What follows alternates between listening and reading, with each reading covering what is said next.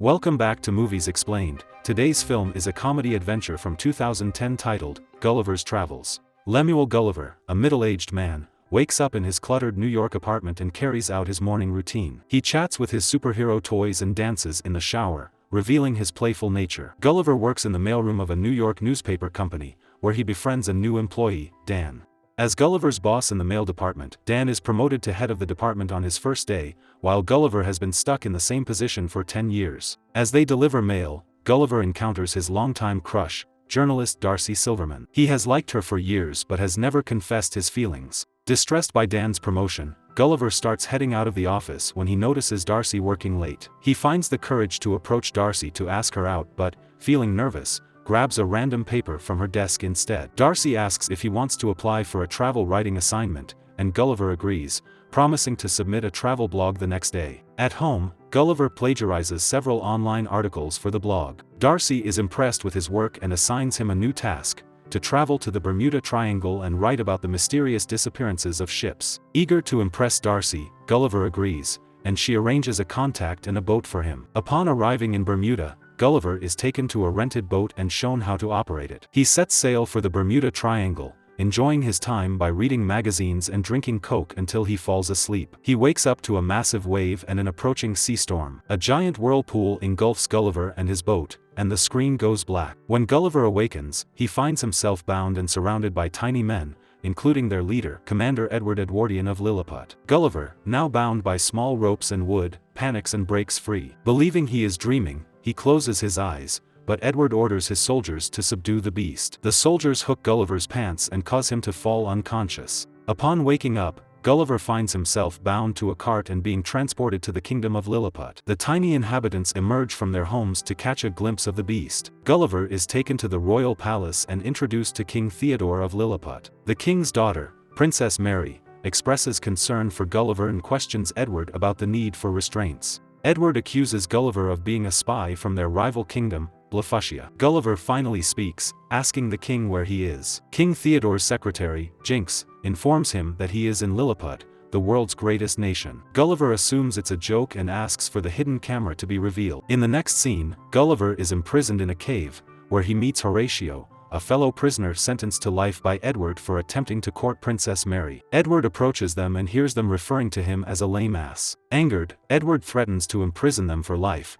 but Gulliver claims lame ass means someone brave. Satisfied with the explanation, Edward takes the prisoners to a field and harnesses Gulliver's strength to plow it with a machine. Suddenly, two bell rings signal a Blefuscia attack. The invaders attempt to kidnap Princess Mary and set the palace ablaze. Edward rushes to the palace, ordering others not to save the princess as he wants to be her rescuer. However, Horatio urges Gulliver to save her, as Edward won't make it in time. Gulliver easily defeats the Blefuscian soldiers and rescues Princess Mary. As the king and his secretary find themselves trapped in a fire, Gulliver extinguishes the flames by urinating on the building. When the fire is out, and King Theodore is saved, everyone applauds Gulliver. The king releases him and Horatio from imprisonment, expressing his gratitude for Gulliver's bravery. He also invites everyone to a feast that night to celebrate the event. Edward, however, is furious to see someone else receive praise for their courage. At the feast, the king asks Gulliver about his origins, to which he replies he is from Manhattan. The people of Lilliput assume Gulliver must be the president of Manhattan,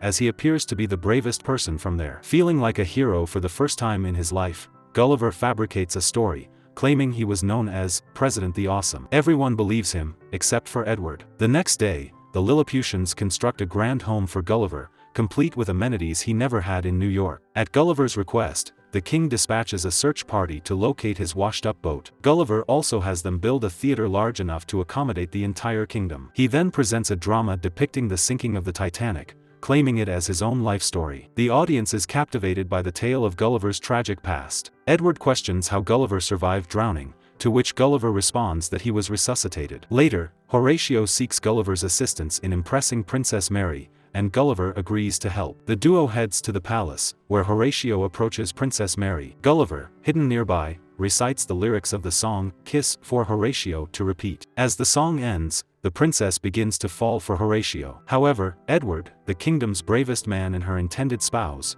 arrives to court her. Princess Mary dislikes Edward but can't seem to get rid of him. Elsewhere, a search party discovers Gulliver's washed-up boat with cans of Coke. Gulliver arrives at the scene and finds his phone still functional. He listens to 12 angry voicemails from Darcy, who is upset about Gulliver's plagiarized article. She now must follow Gulliver's path to research the Bermuda Triangle herself. Gulliver, dreading facing Darcy, decides to stay in Lilliput permanently. Edward, unhappy with Gulliver's decision, expresses his suspicions to the king. The king dismisses Edward's concerns, saying he trusts Gulliver. As a result, the king names Gulliver the new general and demotes Edward to vice-general. Jealous, Edward disables Lilliput's defense system, making it easier for their enemies, Blefuscia, to launch an attack. Upon seeing Gulliver's size, the Blefuscian soldiers and their king devise a plan to attack Lilliput. They approach Lilliput through the water and launch cannonballs towards the kingdom. As the general, Gulliver must protect Lilliput from the assault. He steps nervously into the water and splashes it around,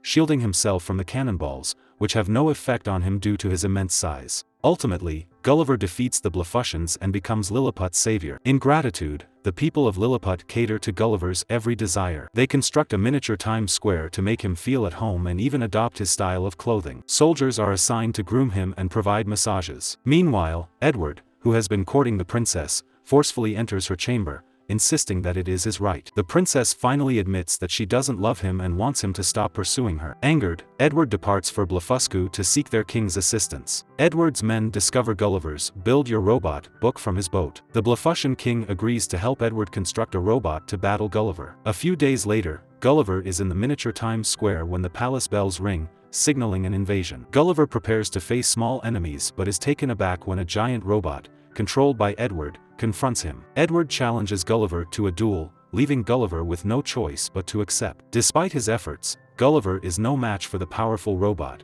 which picks him up by his pants and forces him to admit defeat. Gulliver also confesses that his claims about being the president were lies. The king and princess feel betrayed by his deception. As punishment, Edward banishes Gulliver to a forbidden place called the Island Where We Dare Not Go. Upon arrival, Gulliver is picked up by a giant little girl who lives on the island, home to giants. Believing Gulliver to be a toy, she keeps him in her Barbie house and dresses him in pink girly clothes. Back in Lilliput, Darcy's body washes ashore. Gulliver had previously told everyone that Darcy was his princess, so Edward recognizes her and orders her imprisonment. In prison, she meets King Theodore and his queen, who were captured after Gulliver's defeat. Witnessing this, Horatio decides to travel to the Forbidden Island to bring Gulliver back. Horatio, tiny on the island, manages to reach Gulliver safely. The little girl's dollhouse also contains the skeleton of a deceased U.S. Air Force pilot. Using the pilot's parachute, Gulliver and Horatio escape and fly back to Lilliput. Gulliver first visits Darcy in prison and confesses his feelings for her. She forgives him for plagiarizing the article and seems to warm up to him. Gulliver decides to duel Edward, not to prove his bravery but to genuinely help Lilliput. The next day, they face each other, with the stakes being control of the kingdom. If Gulliver wins, Edward must return the kingdom to King Theodore. If Gulliver loses, Edward will destroy the kingdom. The battle commences, but Edward quickly gains the upper hand. Horatio comes to Gulliver's aid, infiltrating the robot and defeating Edward from within, causing the robot to lose power. Gulliver then triumphs, prompting the crowd, including Darcy, to cheer. Horatio's bravery earns him permission to court Princess Mary, and they share a kiss. However, the crazed Edward takes the princess hostage, but she fights back and overpowers him. Darcy then kisses Gulliver for the first time. As King Theodore and the Blefuscian king are about to restart the war, Gulliver intervenes, successfully making peace between the rival nations by reciting Edwin Starr's War. Gulliver and Darcy then return to New York City on their repaired ship. A few weeks later, Gulliver has become a travel writer and is in a happy relationship with Darcy. The movie concludes as they walk out of Darcy's office hand in hand. Thanks for watching, like and subscribe for more videos.